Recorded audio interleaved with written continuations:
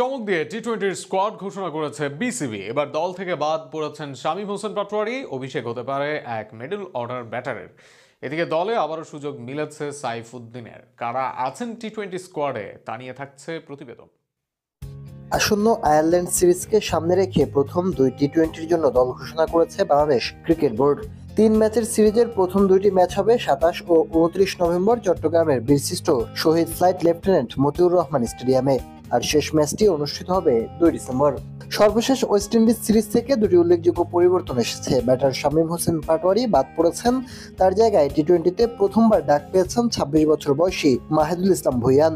সাম্প্রতিক সময়ে লিস্ট এ ও ঘরোয়া ক্রিকেটে ধারাবাহিক পারফরমেন্স তাকে এনে দিয়েছে জাতীয় দলের দরজা খোলার সুযোগ।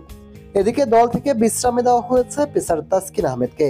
আয়ার টি-20-তে দীর্ঘদিন পারফরমেন্স করার পর এসে বিশ্রাম করবেন তিনি। তার জায়গায় ফিরছেন অলরাউন্ডার মোহাম্মদ সাইফুদ্দিন, যিনি ইনজুরি থেকে সেরে উঠে আবারও জাতীয় দলে জায়গা করে নিয়েছেন। ঘোষিত দলে নেতৃত্ব দেবেন লিটন কুমার দাস, আর তার ডেপুটি করা হয়েছে সাইফ হাসানকে।